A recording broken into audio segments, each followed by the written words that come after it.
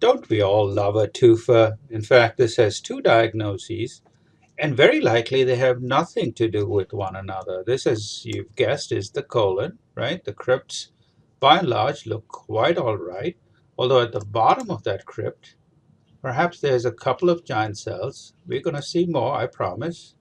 Here's the fragment that I am most interested in. There are these two holes, and perhaps even more holes here.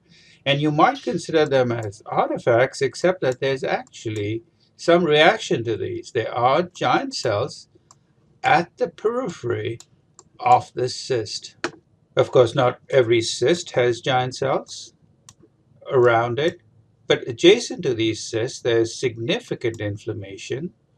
A lot of these look like histiocytes, although they are lymphocytes and plasma cells in the background.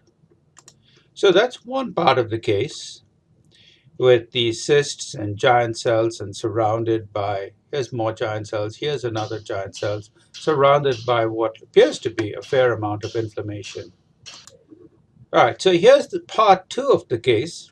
Like I said, may or may not be related to part one. The crypts look pretty good. They are running parallel to one another. They do reach the base. There's a couple of cysts here. But look at these crypts. Look at this. This is an apoptotic body in progress. Here's an apoptotic body. Here's one. Here's one. Here's one. And the more you look, the more you see. And in addition to that apoptotic body, there are actually abscesses within crypts, as well as these crypts, what I like to refer to as dilated damaged crypts. And if you're not convinced, here's more of that same stuff. There's increased apoptotic activity, and then there are scattered giant cells. What do you guys think? Two diagnoses, remember. It was indeed pneumatosis intestinalis.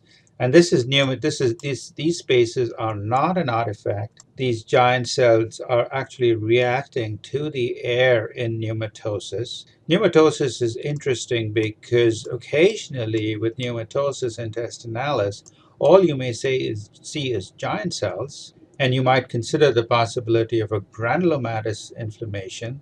The air-filled cysts could collapse, or you may simply see the very edge of a cyst with those giant cells at the periphery. But this was just more than pneumatosis intestinalis. In addition to pneumatosis, this is somebody on MMF.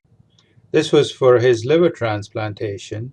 And as you can see, there is the increase in apoptotic activity is indicative of what I believe is indicative of MMF-related colitis. These dilated damaged crypts are also fairly typical of MMF colitis. So two diagnoses. The first is pneumatosis, and the second is apoptotic colopathy consistent with MMF toxicity.